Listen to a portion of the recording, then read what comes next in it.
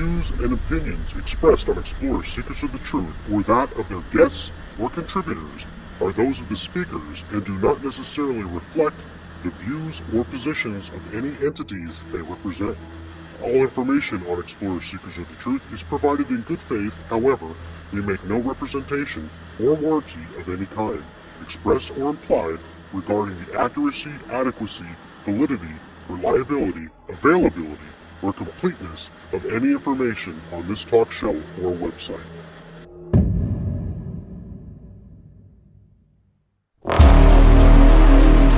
From monsters and ghosts to otherworldly beings, join the explorers as they venture into the darkest realms, seeking the truth till it goes bump in the night.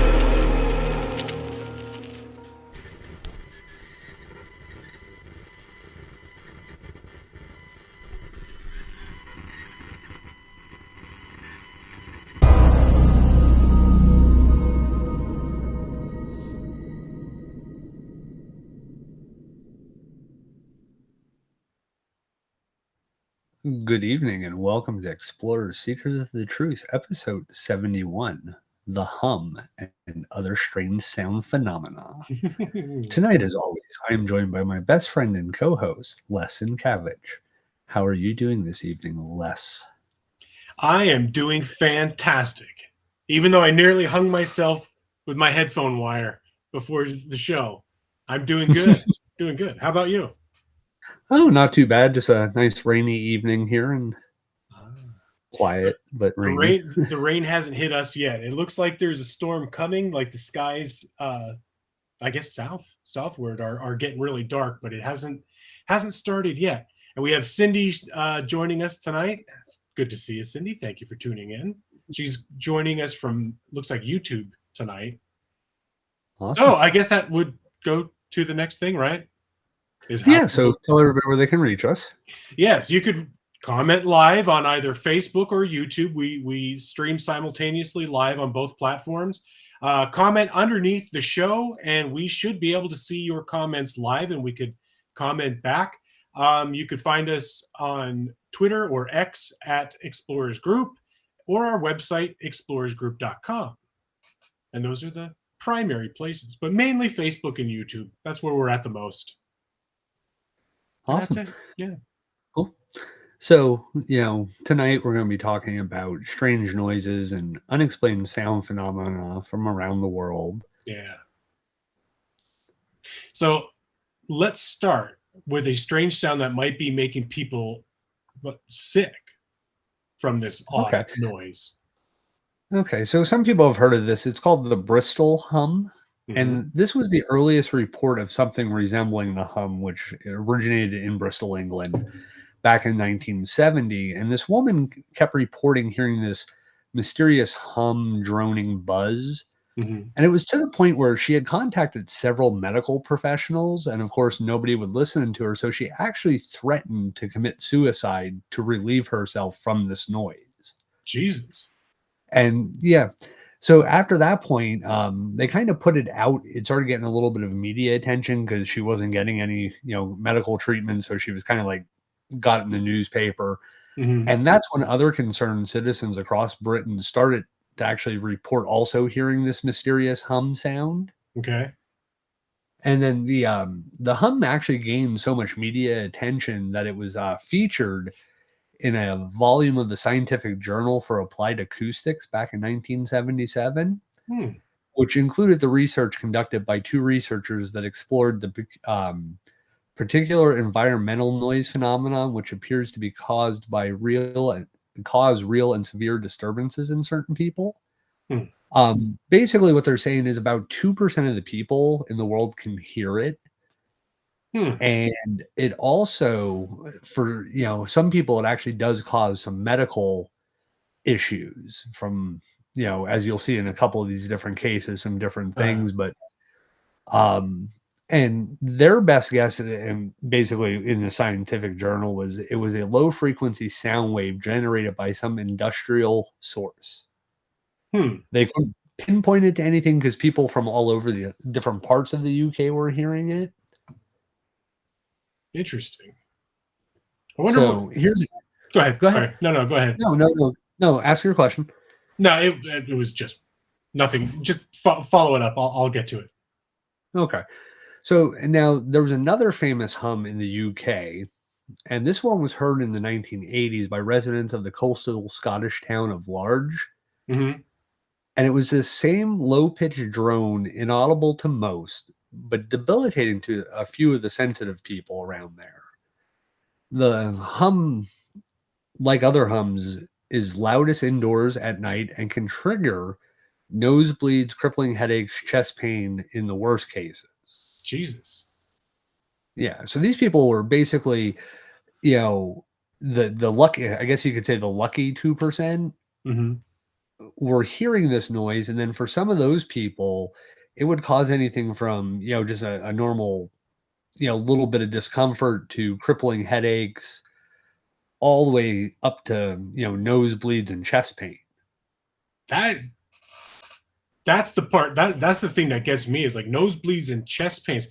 How loud does that sound have to be in order, or how reverberating does it have to be in order to cause Mm-hmm. pain? Well, that was Bleeds? it was kind of making me think more like infrasound. That's kind of where I was going to go. Yeah. More where it's like a directed pulse, Mm-hmm. Mm-hmm. with two frequencies crossing and creating that infrasound.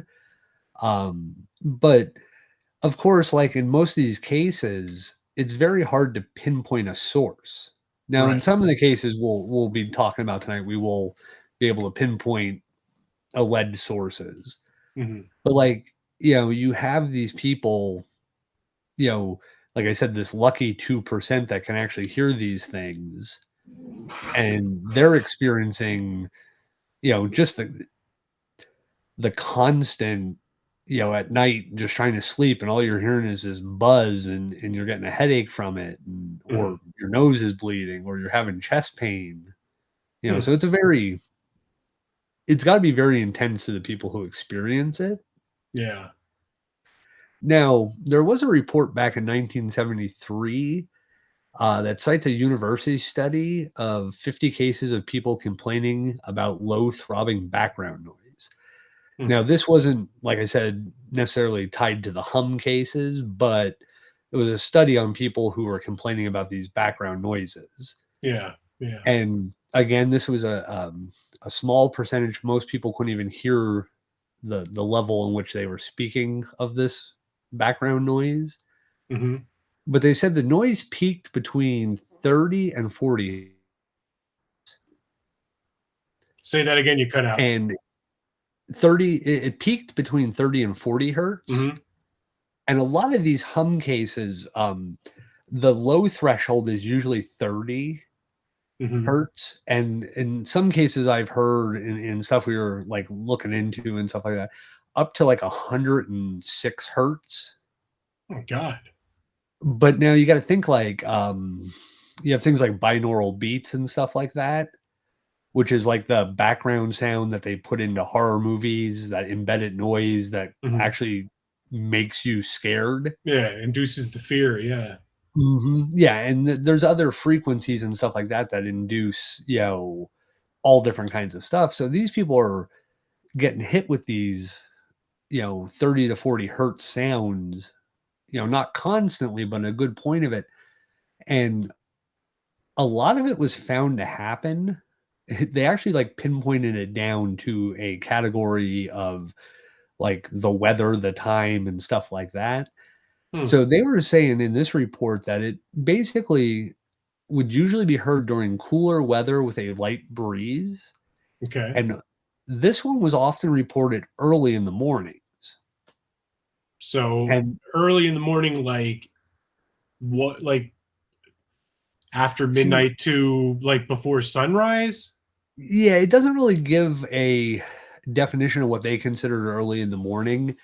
And honestly, I didn't have time to look up the actual like case studies to see what their actual findings were. This is kind of just a synopsis I found. I would assume like pre-dawn night or morning, because they were saying at night. So yeah. And most of these noises were confined to about a 10 meter or 10 kilometer or 6 mile wide area. So people in that area that could hear these sounds, this is the most common range, Hmm. like out from an epicenter to these people that they could find at that point. Well, 6 miles, that's a decent enough radius to not be able to pinpoint the sound. I mean, 6 mile radius in the grand scheme of things isn't that big, but if you're trying to pinpoint it, that's a lot of area to cover. Yeah. Do you want to play the hum recording Yes. from Bristol? We will be using this tonight just to let you guys know when you hear this, if you we're giving you discretion to lower your mics or lower your headsets or your computer speakers, because like we said, some people do get affected by this and we don't want to see any of you get hurt. So this will be our warning. Viewer discretion is advised. And Cindy, if you're still watching, please let us know if this video actually plays, because we're just trying these links off of YouTube through the interface, and you all know how technical issues are on this show. So I'm going to play it. Let me know that you all hear it.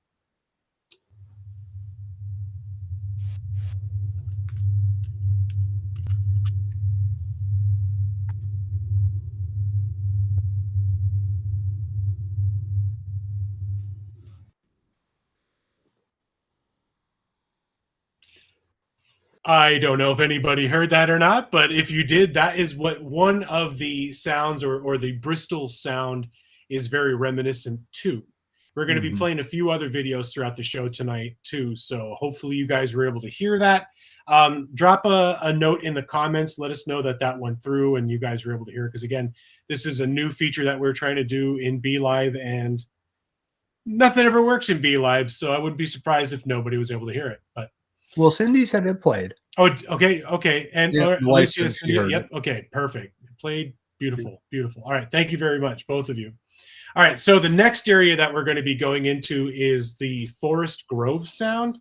The Forest Grove sound was an unexplained noise described by the Oregonian as a mechanical scream, and it was heard in Forest Grove, Oregon, in February 2016. So you go from the Bristol sounds that were pretty common throughout I guess throughout the entire decade of the 70s, to 70s, now 80s. Yeah, we're jumping up to 2016 now. So this is pretty recent, not that long ago, about 8 years ago.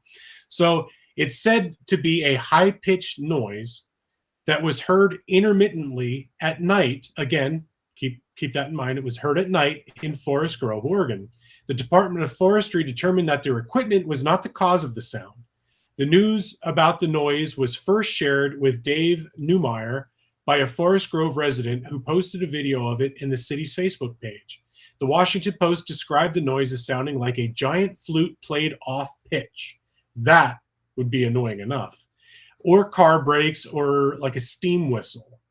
So NBC News described it as akin to a bad one-note violin solo broadcast over a microphone with nonstop feedback. So for those people that actually were hearing this, that had to be horrific, because I wouldn't be able to stand listening to that. I have tinnitus, or I think that's how you pronounce it, that ringing in the ears constantly. That's annoying enough. I couldn't imagine anything else. But it reportedly lasted for 10 seconds to several minutes at a time. The fire department of Forest Grove did not consider the sound to be a safety risk. The noise occurred near Gales Creek Road. Neither the City of Forest Grove Public Works Department nor the fire department were able to explain the noise. And according to NW Natural, there were no problems with gas lines in Forest Grove at the time. And that's another thing to keep in mind too, is some of the research that we were doing, some of the videos we were watching and stuff, they actually did audio tests with passing gases and stuff through different pipes of different diameters. And they were actually generating quite loud, bassy tones that, I guess for however long the gas is shooting through at a time, it definitely could be a good indicator of what these are, but I don't know. But they are reporting that It wasn't any of their equipment. It was not gas lines. And in February 2016, Andrew Dawes, a professor of physics at Pacific University, mapped the locations where the noise had been heard. And although the results were inconclusive, it did not suggest any single location. Yeah. So what I always find funny about this story, and I remember back in 2016 when this was making the media, was back in February of that year, they had approximately 200 calls were made to the Forest Grove Police Department. And according to Captain Herb, who was the spokesman for the department, he said the calls were suggesting explanations anywhere from Bigfoot, aliens, frogs. I mean, these people were just inundated with possible solutions to these issues. They're coming out of the woodwork there. Yeah. So, anywhere from, like I said, frogs, aliens, Bigfoot, it didn't matter. They were getting phone call after phone call saying, I think it was Bigfoot out there and out in the woods. But so then you get into late February of that year, and the Forest Grove Police Department announced via their Facebook page that the noise did not pose a safety hazard and that they were halting their investigation until further information appeared. However, in February of 2016, the noise after that was not heard. Mm-hmm.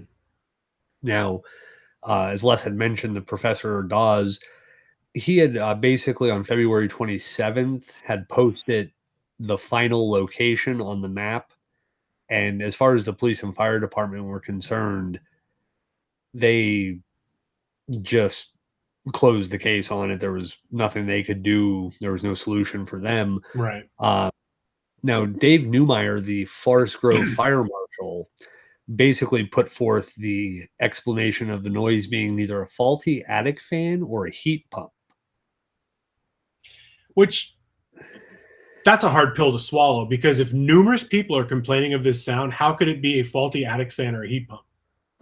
You know what I mean? Like, not all these people aren't going to have a heat pump or an attic fan going awry to cause this much of a disturbance and all the 200 calls. Yeah. Well, even if it was one house, Mhm. okay, and depending on how close the houses were, don't you think at some point one of the neighbors would come over and say, "Dude, I can hear your attic fan rattling all night." Right. Or You'd your be able heat pump to is narrow it down within a neighborhood. Yeah. Yeah.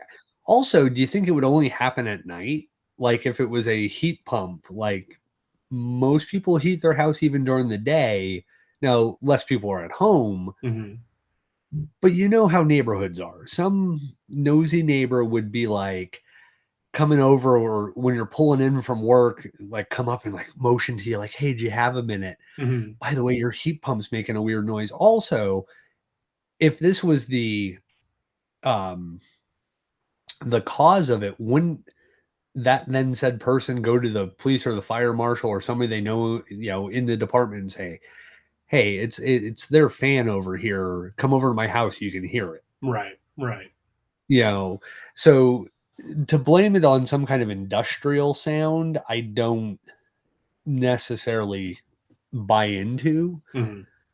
Now, I mean, it could be, but you have 200 and some calls ranging, like they said, with a professor mapping it out, you would start to see a pattern of like, oh, everything, the highest rate of calls is right in this neighborhood.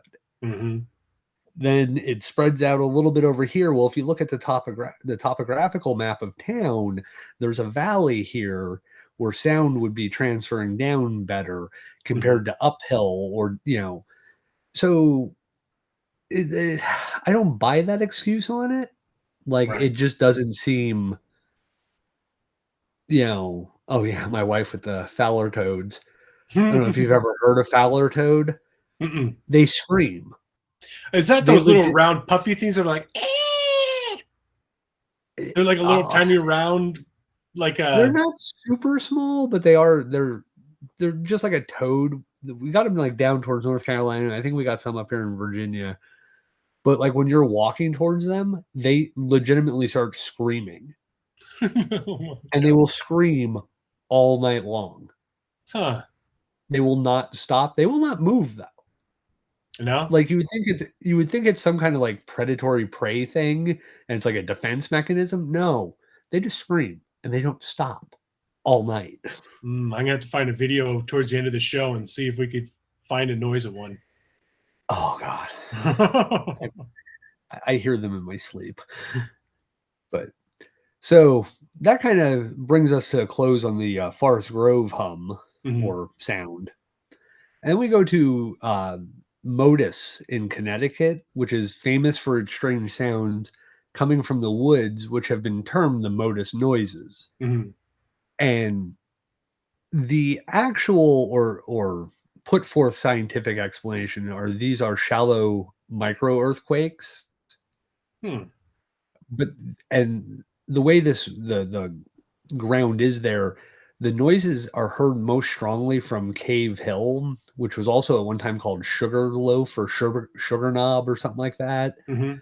It features in a lot of folklore for the area, and this is basically on property next to Mount Tom that's owned by the Cave Hill Resort. So Okay. people go that area. Um, Now there is a few books that do mention it, and one of the books is Legendary Connecticut by the author Dave Phillips, who asserted that the modus noises were the source of indigenous religious cults important to local Native Americans. Hmm. So this is where it gives you a paranormal or otherworldly explanation. So basically, the local Algonquin chiefs would gather around Mount Tom in order to experience the living presence of the god Hobomuk, which I think this is actually the second story that we've had Hobomuk in. I think in Bridgewater, there was also the original Bridgewater show. I think we had mentioned the same deity of Native American religion. Maybe I know there's So, Hockomock Swamp, but no, you know what? Yeah, I think it was the thing that was in the swamp. yeah. Yeah. So I think the name is just familiar. It might just be something similar. Yeah. Yeah. But Yeah. these were like the Mohegan, the Pequot, the Narragansett Mhm. tribes who participated in this cult. And according to like a local historian, Alice Guinness, the Wogums were also involved as well. Again, I only know the Mohegans because they have a casino. Yeah. So, but now to kind of give you a little background on Hobomuk, he was considered a spirit of the dead and worshipped by the tribes that inhabited the areas. Yeah, we talked about that one. Yeah. So, of course, now when the Puritans came to inhabit the land, they considered him to be an evil spirit. However, like to the native people, he's more of a Zeus or a Hades, a god that can do good or bad, depending on what mood he was in. Mhm. So it's one of those like, your religion is bad, our religion is right. You know, everything that your gods are evil or Mhm. demonic or something like that. So he was kind of cast into this puritanical look as an evil spirit, but to the natives it was the duality of it. It was good and bad. It was the yin to the yang. It Right. was, if you appeased him, he would treat your people good. If you didn't appease him, bad things would start happening. Right. Right. And H.P. Lovecraft's the Dunwich Horrors actually mentioned the modus noises for bass was using as a otherworldly type instrument. Hmm. Yeah, and actually the funny thing, one of the cool things is their local high school teams in that town are known as the Noises. Ah, That's that's their cool. like Eagles, but they're the Noises. It's like their mascot. Well, it can't Yeah. be any worse than mine. We're a tow truck. You know? Oh yeah, that's right. You guys have the records. Yeah. That is the dumbest thing. Like, why? I don't know. I mean, I at don't know least we how it went. originated. Yeah, I'm not going to knock these people, but at least the high school we went to was Eagles. Yeah, yeah, Eagles. You know, We that were makes by a sense. mountain. Yeah. Yeah, our whole school district is mountain. Uh-huh.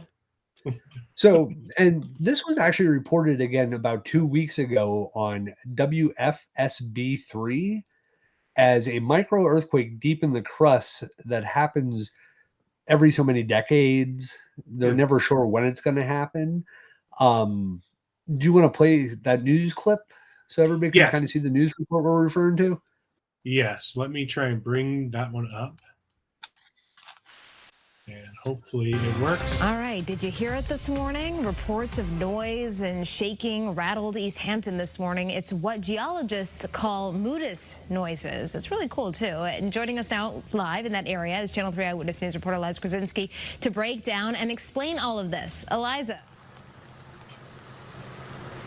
Hi, Stephanie. Well, they're called Moodus noises, like you said. They were reported coming from this area, the East Haddam, East Hampton, and Moodus areas, this general region. Now, the town of East Hampton says they had reports of loud noise and shaking around 9 o'clock earlier this morning. Now, personally, I have never heard these or felt the shaking, but people do tell me. I had to ask a few people around town today, and they do tell me you can hear a loud boom and it feels like an earthquake, but the thing is, it's heard on and off for centuries. However, this isn't really an earthquake zone. We spoke with a geologist who says it's clear they're due to crustal stress down in the Earth's crust, and is associated with micro earthquakes.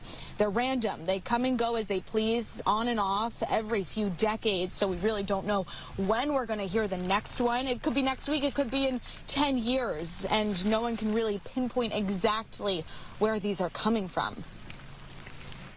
It's a thick crust, a thick, strong, cold continental crust that might be 25 miles thick below us.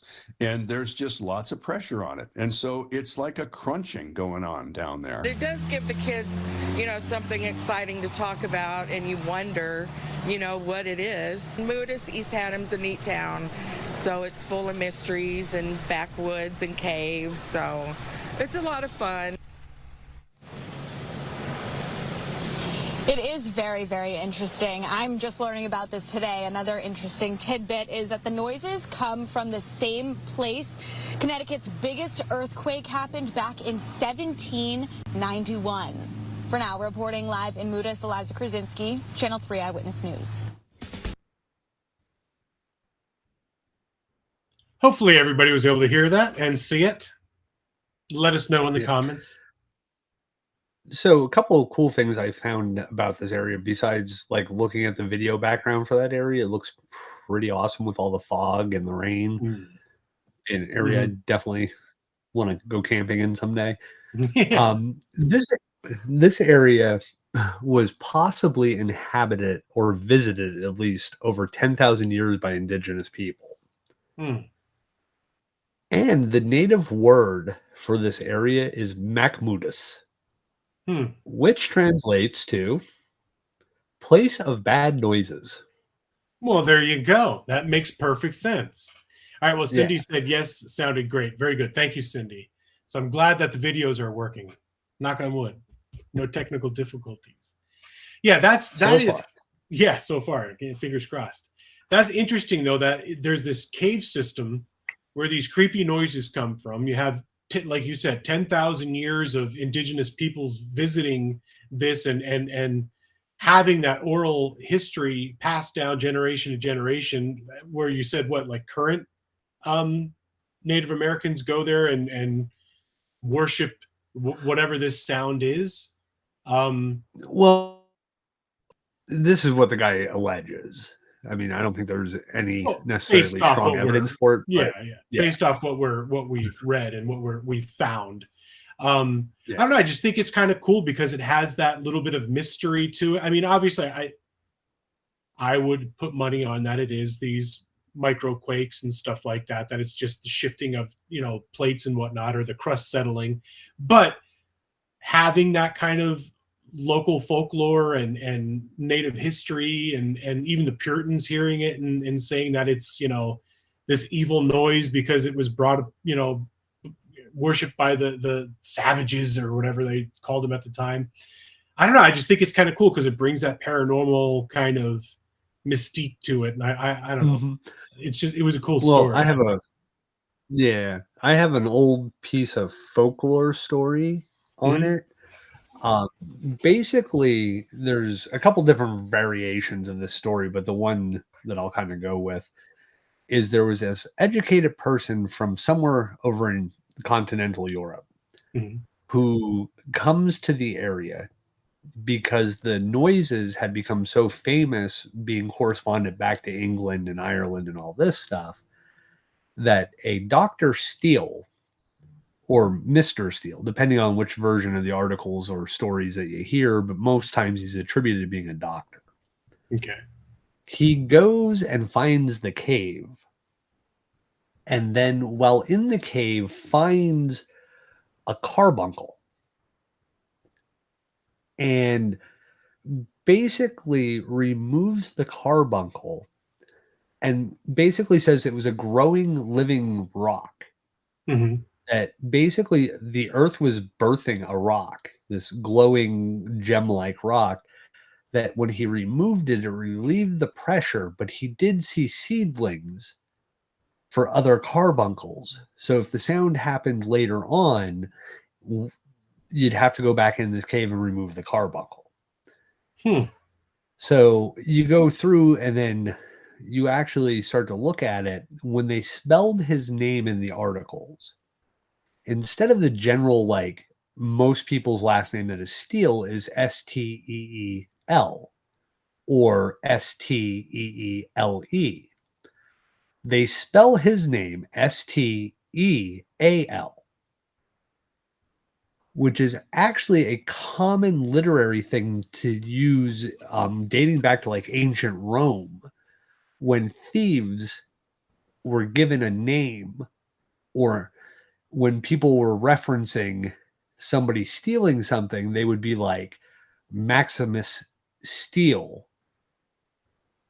They would Hmm. use the word for steal, but they would spell it as the act of stealing, Yeah, yeah. which was also common in Ireland. And there was a population even before the famines of Irish sailors in that area. So the carbuncle is actually part of Irish folklore. So they think it's just basically a folklore story that people in the area started to attribute this carbuncle, this spirit from Celtic mythology, to this area. Hmm. So there is a story out there that this Dr. Steele went and removed this thing and it stopped the noises. But of course, like you heard in that news article, the noises could happen every day for a year and then not happen again for 10, Yeah, or yeah. for an hour one day and then not happen again for months. People actually go there to hear the noises, and a lot of times they're disappointed because It's not happening. it's not a yeah, it's not a regularly scheduled event. So people just go, they camp in the areas, and they never hear it, and they always feel let down. So Hmm. just thought that was an interesting tidbit to add to the mythology of the area. That that's awesome. That's awesome. I love hearing Yeah. that kind of like folklore and the old wives' tales and stuff like that. But that was very interesting with the relating to steel too. It's pretty cool. Pretty cool. Cindy said even if it's just the earth's sound of tectonic plates, etc., why not all over the place hearing them, or are they more heard close to the fault lines around the earth? That's a good question. I don't really know. I mean, I would imagine the closer you are to the incident or whatever, the louder it would be. But you'd probably feel reverberations or tremors or something further Mhm. out. You know. Well, they had their worst earthquake back in 1791, which the epicenter, from what they figure, is around that area. Mhm. So, yeah, I mean, you also got to think the people even outside of Modus might hear it or feel it, Mhm. but it maybe depending on the strength of the actual displacement of the plates at that point, so it might travel further out, but it, you know, we we wouldn't necessarily feel it here unless they had a major earthquake. And that's not a guarantee we would even feel it, but True.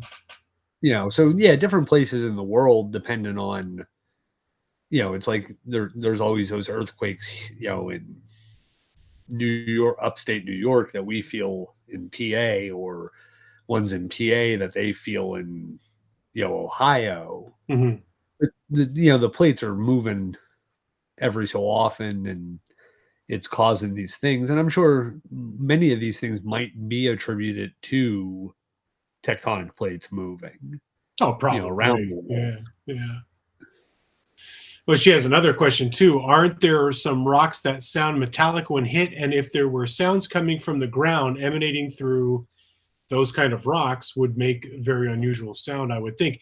I would agree. And actually, pretty close to me here in Pennsylvania, there's the ringing rocks, where there's certain rocks that you could hit with a hammer, and they do make like a tone, and you could hit different rocks and get different tones and stuff like that. And I think there used to be like a choir that they used to do with the rocks, where they would actually use the different tones to put on a performance and whatnot. And in one of the areas, there's a couple of those ringing rock locations near me. But I mean, I would imagine if that was in one of those caves or rocks that were like that, it would resonate and make an odd sound for sure. Yeah. Well, even think about like a cave, the environment, how the reverberation, the echo through a cave. Oh yeah, it would create a speaker, like the horns on the old radios. You know what I mean? The old record players. Yeah. It would just basically funnel it through and project it louder and further. I was thinking like an acoustic guitar. Yeah. You have the hole in the body, and yeah, right. Absolutely. So, all right. So the next place that we're going to go is the Taos hum in New Mexico. And according to a self-reported testimony, as Chad had stated before, there's 2% of the area's population that's able to hear the Taos hum. And it happens, again, in the stillness, mostly at night, when there's no other sounds around. So when researchers were dispatched to Taos, New Mexico, they tuned their specialized equipment to the lowest audible frequencies. And again, it's kind of the same pattern with all these places. So now this is slightly different than the last test that they did. This is between 8 and 80 hertz. And there are these ultra bass frequencies that register more as a rumble and a throb than a perceivable tone. However, investigators were unable to isolate a single environmental source that emanated tones at that frequency.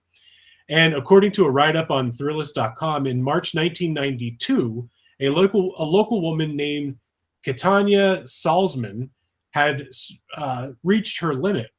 In a letter to the Taos News publication published on March 19th, she described a deafening din that interrupted her sleep and consequently her life. It was the opposite of what she and her psychologist husband Robert expected when they settled in Taos, attracted primarily by the mountain and solitude. As it turned out, Salzman wasn't the only one disturbed by the unrelenting noise. Her letter struck a chord with readers and prompted an avalanche of responses. So kind of the same thing. As soon as one person experiences this and they, make it public and bring it forward, everybody starts, well, I did too. It just takes one person to open up the floodgates. So the paper learned that Taos residents had been hearing the hum for about a year, but were reluctant to come forward until Salzman went public with her complaint. So many locals backed Salzman's claims that until New Mexico Representative Bill Richardson had no choice but to investigate. His staff put together a team of scientists from the Air Force's Phillips Laboratory, Los Alamos, and Sandia National Laboratories, as well as the University of New Mexico, and tasked them to monitor the sound's acoustic, seismic, and electromagnetic energies. Their results concluded absolutely nothing. Again, you have all these scientific organizations trying to pinpoint these sounds, and they come up empty-handed. However, they did use some very sophisticated geophones to measure vibrations in the earth and picked up, get this, the sounds of a gopher tunneling through the dirt, which that is unbelievable. I mean, they could pick up a freaking gopher tunneling through the dirt, but they can't pinpoint these noises that are driving people mad. So in the end, the study concluded with the words, "We are left with a mystery." And as Robert and Katanya Salzman, or as for Robert and Katanya Salzman, they packed up and left their idyllic custom-built mountainside retreat, bidding farewell to Teos for good. And some say the couple moved to Mexico, but the hum remained. So we are going to do this, so y'all know. Viewer discretion is advised. And Les, will you play the video? Certainly will try.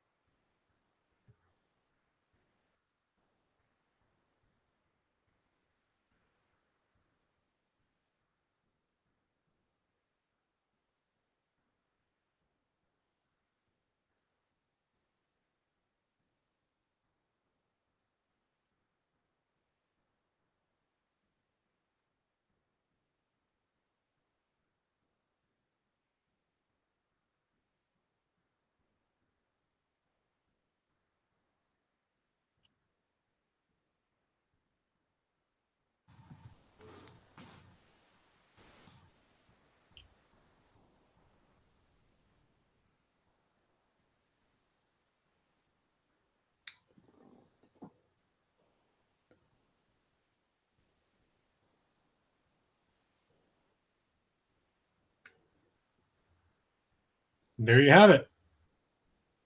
That is the Teos hum. Yeah, I'm not sure if that one played or not. You couldn't hear it? Nah, it was back to that thing where it was just showing the it's not playing from your wife. Oh, okay, it's not playing. Should I try it again, or? Yeah, try it again. See if we can get it to play so people can hear it. All right. There it goes. Do you see it? Yep. All right, I'm going to try playing it, and I'll turn it back up again. I'm sorry about that, everybody. It's a hit or miss with this program. Okay, let's give this one more shot. Mention it. I'm going to play it now. Mention in the comments if you hear and see this, please.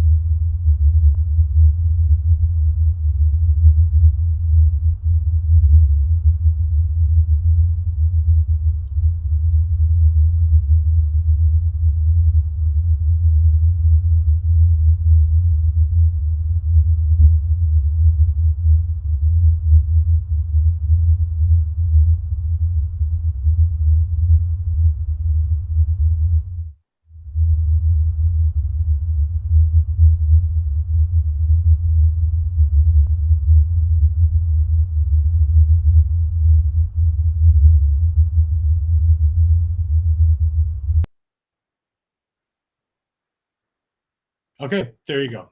Now we saw it or heard it. Believe it or not, that was starting to give me a headache.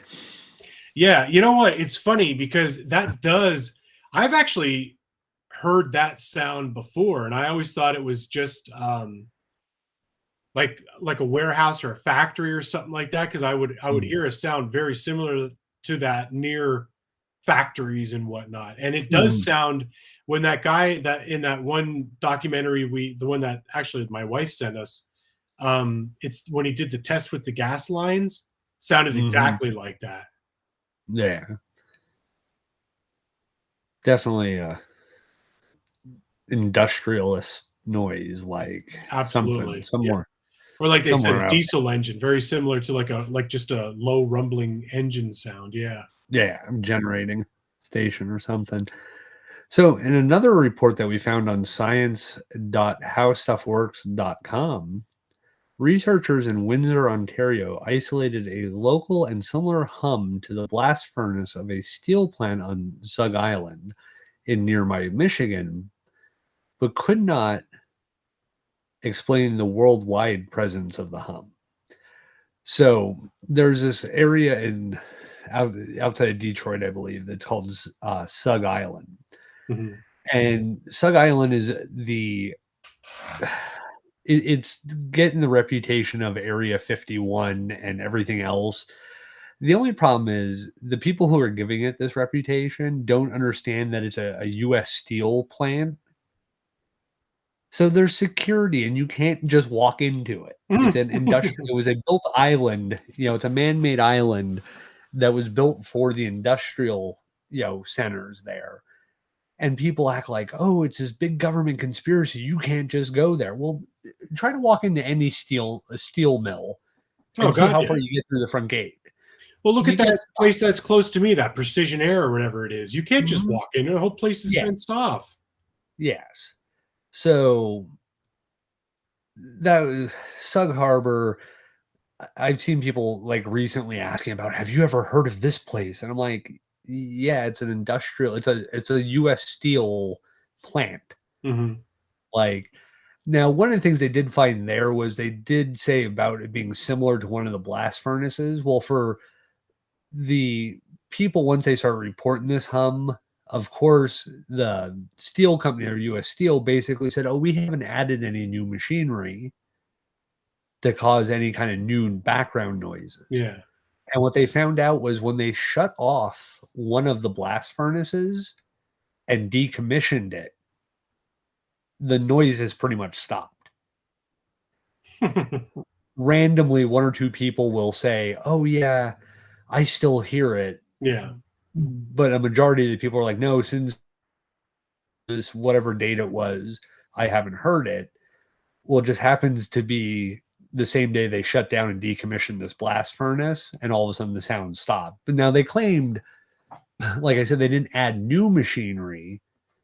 Again, it's semantics. You say new. Well, if I brought an old piece of machinery back online, it's not new machinery. It's old machinery. We just fired it back up. True. So True. that was one of the things with that Sug Island hum.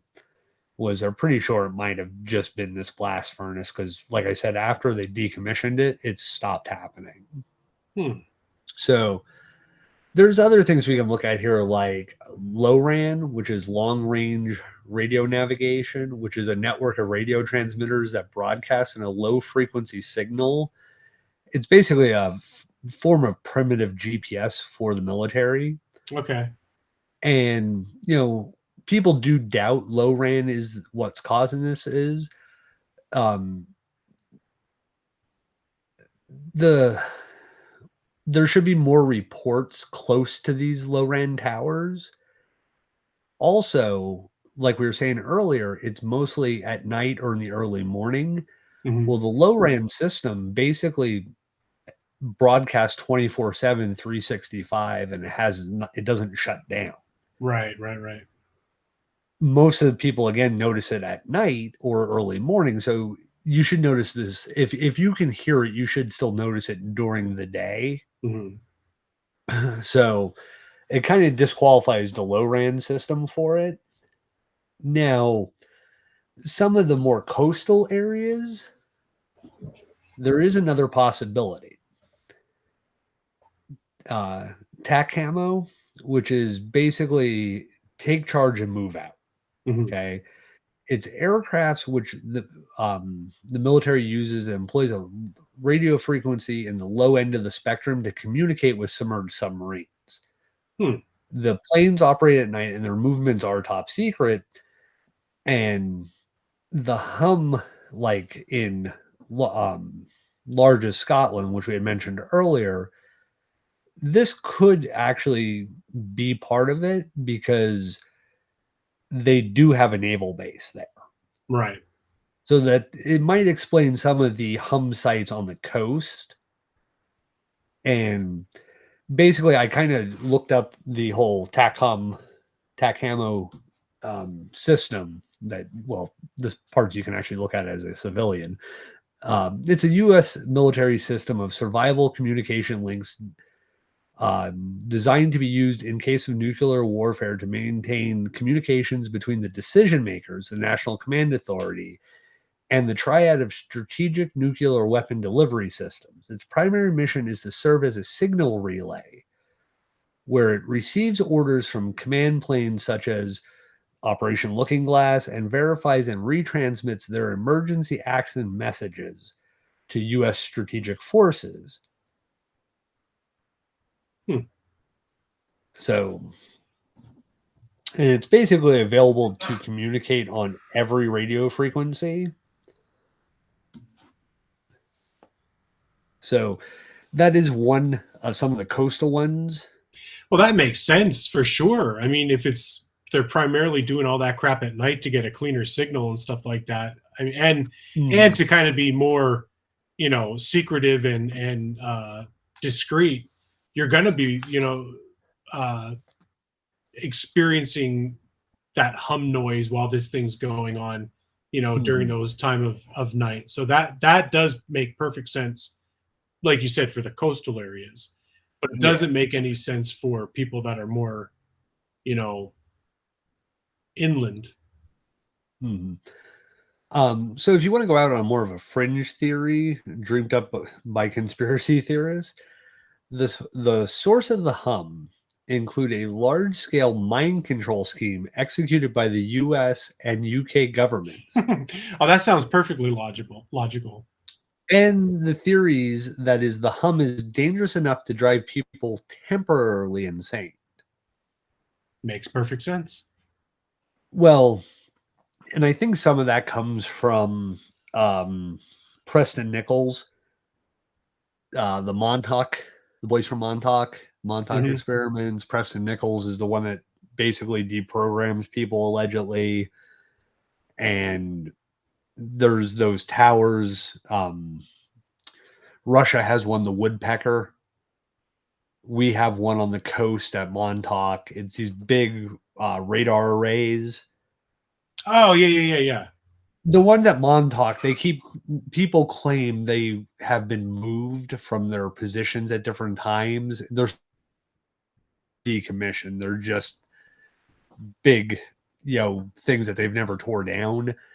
But of course, the local people, the ones that are into the conspiracy always say, "Oh, well, it was actually facing 18 degrees due west. Now it's at 16 degrees." It's a giant thing that is, yes, probably does move. It's also probably not locked into place anymore, or the locking mechanism might have a stripped gear and it is moving a little bit with heavy wind currents. Like the Woodpecker in Russia is so freaking massive. It's it looks like a giant wooden roller coaster frame that just sits out in the middle of the woods. Jesus. Yeah. That always, the Woodpecker's always mentioned when you listen to things about the Buzz and a couple of the other number stations in Russia. And they always talk about like the Woodpecker and this mind control, and then they always tie it to Montauk, and they were turning it towards New York City, and that's how they were. Montauk is a story on its own. Oh yeah. We could probably do a great show on that. Yeah, because that involves like the alleged Philadelphia experiment, Project Rainbow, Al Bielek, Preston Nichols, Duncan Cameron, Einstein, Tesla. Yep. We'll definitely do a show on that. So we're going to look at some possible causes for these alleged hums. There's skepticism as to whether the hum exists as a physical sound. In 2009, the head of audiology at Addenbrooke's Hospital in Cambridge, David Bugley, said he believed people's problems with the hum were based on the physical world about 1/3 of the time, and stemmed from people focusing too keenly on innocuous background sounds the other 2/3 of the time. So his research focuses on using psychology and relaxation techniques to minimize distress, which can lead to a quieting or even removal of the noise. So I guess it's one of those things, kind of like tinnitus. Like sometimes, like when like for me, hold on. Tinnitus is one of the reasons. Don't go too quickly. All right. I was just going to talk about how it affects me, but I'll wait till you read that. Yeah. So you get into this phenomenon called spontaneous autoacoustic emissions. Hmm. So the human ear generates their own noise. This is considered an SOAE, Mhm. which is spontaneous auto emissions. And various What studies would have it shown sound that like? What would it sound like if you said those words really fast? autoerotic asphyxiation. No, what would it sound like? You're supposed to hit the button. Exactly like that. Oh, So various sorry. studies have shown, Had to be childish there for a second. yeah, shown that 38 to 60% of adults with normal hearing have them.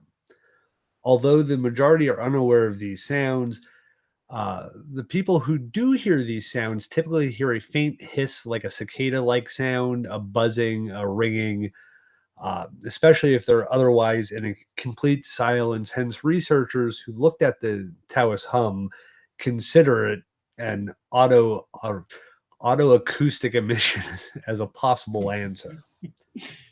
All right. See, I get I always joke it sounds like people marching when I lay down. Marching. Yeah, it sounds like people marching, like boots marching when I Wow. lay down. That's Yeah, it's weird, and if I roll over, it'll stop.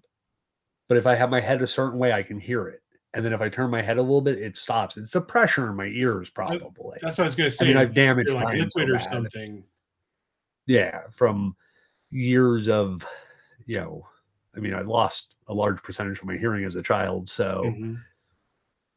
you know, so we get to tinnitus, and that's a self-reported disturbance of the auditory system, and is used by some physicians in response to complaints about these hums. Tinnitus is generated internally by the auditory and nervous system with no external stimulants. Mhm. Yeah, I actually right now, as we're talking, I could hear it. It's just a high pitch ringing in my ears. It's all the time, and I guess I just get so used to it, I don't think about it. You know what I mean? But there's times like if I'm sitting, kind of like we were talking before, when you're sitting and you hear it, then you start listening to it and for it, and then it doesn't go Mhm. away until you start doing something to kind of take your mind off it. But literally right now, talking, all I hear is a high pitched ringing in my ears. Yeah, and a lot of times that's from exposure to, they say there's no stimulant, but I think it comes, a lot of people who have tinnitus or have been diagnosed with tinnitus generally come from industries that have a lot of noise, or musicians or radio DJs, because they're wearing headphones all the time, the sound pumped directly into your ear. Mhm. So, yeah, I mean, I get a sometimes I get some noise ringing and like a whining sound. Mm. Now mine's like But a bzz, like a high pitched. It's I don't know, doesn't go away. But that I mean, obviously, I was probably from the years of being in bands and whatnot, and not Mhm. wearing any ear protection, and now I'm paying for it. Yep. It was worth it. Good times. Oh, excuse me. All right. So, mechanical devices. Although some form of mechanical source is an obvious candidate, given the common description of the hum as sounding like a diesel engine, like we were talking about before, the majority of the reported hums have not been traced to a specific mechanical source. Um, Another thing is jet stream. Philip Dickinson suggested at an Institute of Biology conference in 1973 that the 30 to 40 hertz hum could be a result of a jet stream shearing against lower moving air and possibly being amplified by power line posts, some of which were shown to vibrate, or by rooms which had a corresponding resonant frequency. So I guess there's that. I mean, there's so much stuff that is surrounding us nowadays. I mean, industrial, mechanical, what do you call it? airplanes and whatnot. You know what I mean? There's so many different things that are around us all the time. It would not surprise me one bit that this isn't some sort of a man-made tune that is just almost on like a constant loop, and you don't hear it during the day because there's so many other sounds and activity, you know what I mean, that's going on during the day that you're not focusing on it. But at night, I mean, just think about it too. Like when you go outside at night, you could hear so much better, and you hear so many more things that during the day you wouldn't even pay any mind to. So I don't know. Yeah. Go ahead. Well, I think too, like if you look at a lot of these like paranormal ufology locations, say like Skinwalker Ranch, Camp Hero at Montauk, Mhm. there's always some kind of underground industrial noises heard in those areas. Mhm. And if you think about, again, like Taos, I don't think that's super far from like Roswell and all that, Yeah, I don't think so. Yeah, it's and general vicinity. Clovis. Yeah. Yeah, so I mean, you have these areas that have not just the hums, but like Modus has a lot of folklore, kind of not in the, again, that's like we talked about, like the Bridgewater Triangle not really being a triangle. Mhm. You can point to any three locations in an area in a state and say like, oh, Jim Thorpe, Philadelphia, and Gettysburg, the Pennsylvania Triangle. Well, you could go Gettysburg, Chestnut Ridge, to somewhere else and say the Pennsylvania Triangle, because you can find Bigfoot, you can find lake monsters, cryptids, ufology, paranormal, ghost stories. I mean, one of the most haunted places in the world is in that triangle. Right. So a Taos lot to of these. Roswell is 218 miles. What is it? 218 miles. Okay, so not even super far in the grand scheme of things. Nope. So yeah, you look at some of these phenomenon, but then you also start looking at these other phenomenon that aren't related to the hum, but you find a hum, some kind of underground industrial noise, along with these other things. Yeah. So I always find that kind of interesting. That's one of the reasons why when we talked about doing a hum episode, I was like, yeah, I kind of can dig this, because it kind of, you find it in other areas. Yeah. Well, I got to give the credit to my wife, because she's the one who sent us that video and said this would be cool for a show. Yeah. I was like, yeah, what? So we got one more phenomenon, because we Mhm. said we would cover the hums and other strange auditory phenomena. Yes. The skyquake, which is a phenomenon where a loud banging sound is reported to originate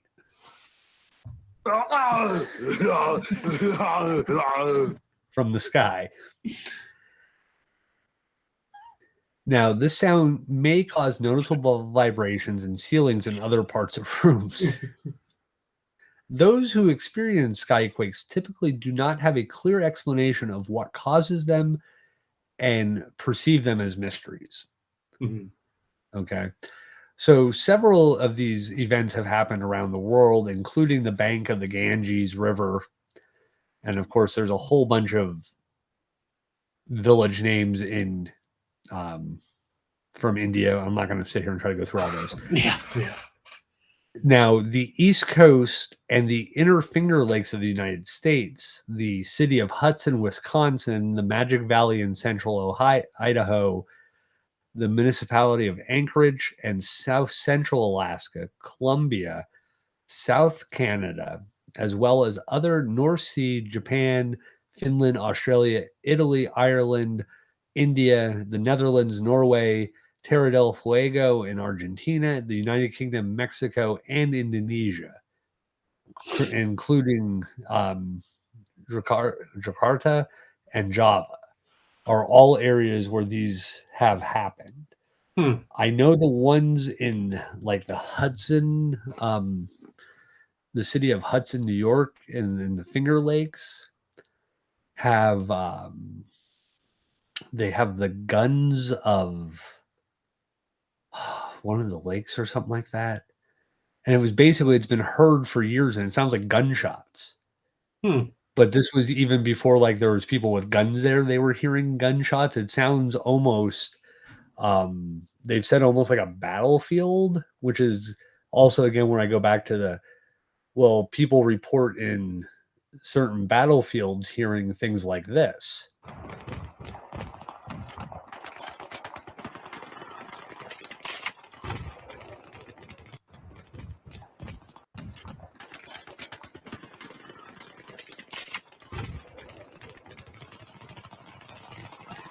Now it's a more modern battlefield because automatic weapon, but people in areas where Revolutionary War battles were fought, Civil War battles were fought, will sometimes report hearing what sounds like a cannon or sounds like a line of soldiers firing. Yeah. Now, these sounds are distant, and they kind of almost are like loud thunder, but there's no clouds in the skies large enough to generate lightning. People say they're similar to the sounds of cannons firing. The booms occasionally cause shockwaves that rattle plates. Early white settlers in North America were told by the native Hudsonsian Iroquois, well, I kind of just say Iroquois to get that over with, that the booms were sounds of the great spirits continuing his work in shaping the earth. So, like I said, these are sounds that have been being heard before firearms were even necessarily available. Right, yeah. To areas. So, now, possible explanations. Okay, coronal mass ejections often generate shockwaves similar to what happens when an aircraft flies at the speed higher than that of the speed of sound in the Earth's atmosphere. So the solar wind's equivalent of a sonic boom. Okay. Then you have meteors entering the atmosphere causing sonic booms. Then you have things like gases escaping from vents in the Earth's surface. With lakes areas, it could be biogas from decaying vegetation trapped underneath the lake bottoms and suddenly bursting forth and causing guns of Lake Seneca. That's what I was thinking. And this is plausible since Lake Seneca are large and deep lakes. So vegetation gets trapped down there, burst up, causes bubbles, causes booms, and there's also like explosions, release of less volatile gases from generated as limestone decays in underwater caves. Which could be the case up in Connecticut too. Yeah. Now you also have things like military aircrafts causing sonic booms, but then again, it can explain the occurrences before supersonic flight. True. So these things were being heard when white settlers got to these areas, and they were being heard by the natives who attributed them to their god structure as work being done on the universe. So you don't have supersonic planes back then. No. You wouldn't even, and I again, mean, if they were talking about that stuff before the settlers even started coming here, so they wouldn't even know about gunpowder or anything like that. Yeah, you wouldn't have gunpowder. You wouldn't have those type of explosions. And then also shallow earthquakes can generate sound waves with little ground vibration. The boom sound is heard only in a localized area around the epicenter. Also, you could have underwater caves collapsing and the air rushing out from those pockets to the surface. Yeah, because I mean, it's not like these booms are heard all the time. So I wouldn't imagine any of those natural phenomenon happening all the time. Yeah. So Yeah, you're not gonna have gases escaping every 5 seconds. Otherwise, the water too would probably be polluted, not yeah, usable. absolutely. So I mean, yes, there's obviously natural explanations or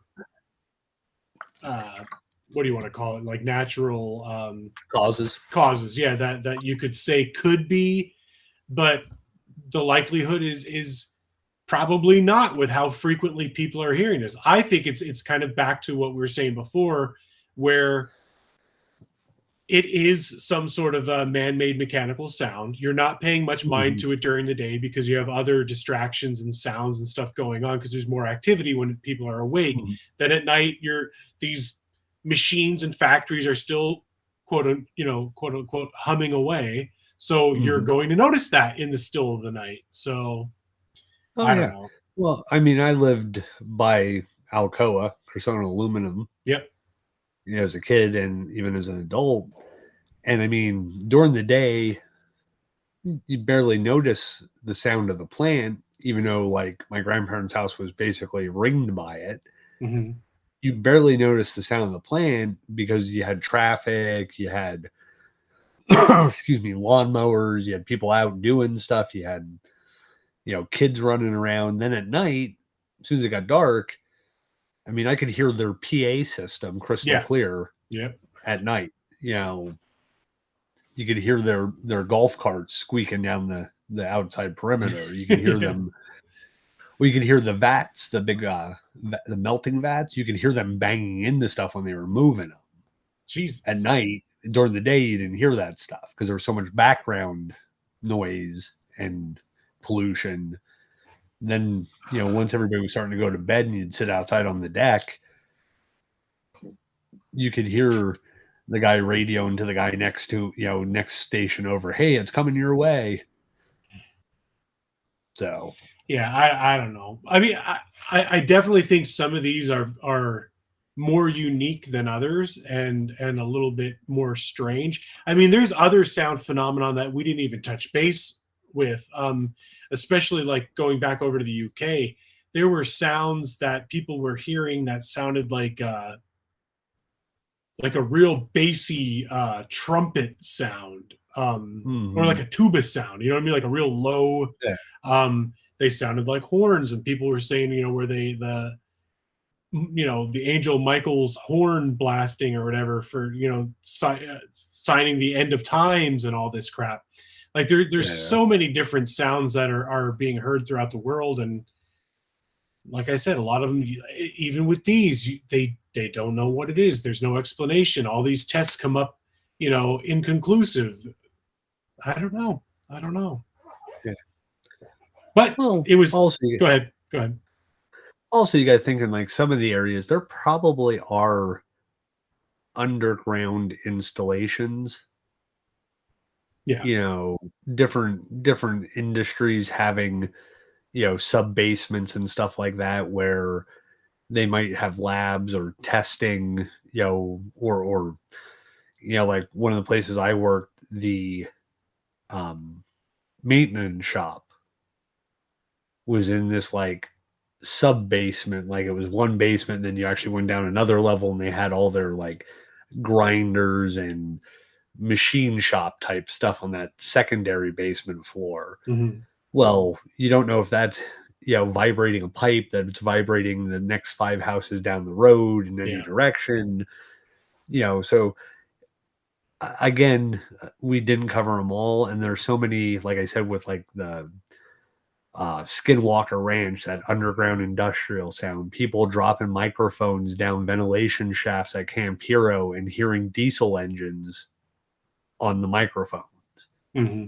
in a completely quote unquote decommissioned base. Somehow there's diesel engines still running underground. There's, Mm-hmm. so there's definitely there's ones that are man-made, but then I'm sure other ones are natural, earthquake related, or, some kind of geological imperfection, or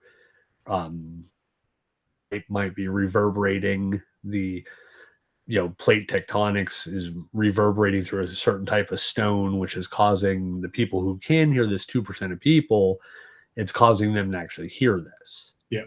Yeah.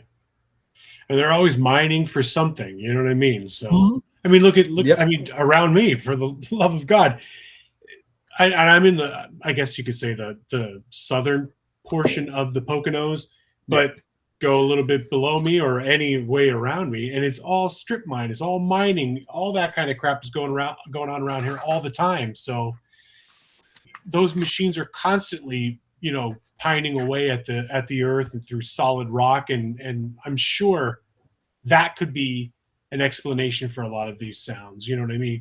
To your point, it's reverberating through the ground and through some pipes, and then you hear it in your home, 2 miles down the road or whatever. So I don't know.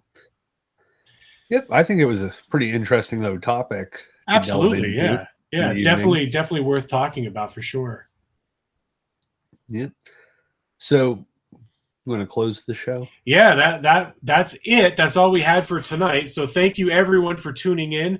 Thanks to my wife for actually suggesting this as a topic. And once Chad and I kind of got into the meat and potatoes of this, I'm like, this is actually kind of interesting because there's so many places around the world that are being affected by these mystery sounds. And like we said, all those different laboratories and universities and scientists, they ran all these tests and did all these things. Even in the original video, one of the original videos that we saw, this dude was doing all these different kind of audio tests and using pipes and different gases and whatnot, and he was generating very similar sounds, but none of those things existed around where some of these sounds are being heard. So I don't know. And Cindy, maybe a part 2, but with different sounds, kind of like we were talking about that trumpeting sound and different siren sounds that are out there too, that I think we could definitely talk about. And there's so many other strange phenomena that is natural or unnatural that hasn't been explained that we were thinking about talking about too. So yeah, I'd like to even include like the buzz, the blip, stuff like that. Talk about those because those are very interesting. Like the buzz, like I said, is a number station, most likely from the Soviet era military that's still in operation. But like the blip, different sounds that are caught in the ocean, like the world's loneliest whale. So yeah, we could possibly like put this into something, or maybe if we have an episode that's not 100% an hour long, we can always throw a part 2 as a subset of another show. For sure. Or there's that hole in Russia where they dropped that microphone down. It's this massive hole that supposedly they don't know how it got there, but it looks perfectly machined. And they dropped the microphone down. I mean, hundreds of feet, and they recorded what they said was the sound of hell, because it sounded like just millions of voices screaming in agony. So I mean, there's that we could talk about. I mean, there's a lot. But speaking of new topics, anybody listening, hit us up on Facebook. Send us some ideas of show topics that you would like for us to talk about. I know we had some people send some things in before. Port Chapman or Port Locke in Alaska was one of them. There's a Roanoke. So any ideas that you guys want, because we're always up for new topics that you, our listeners, want to hear about.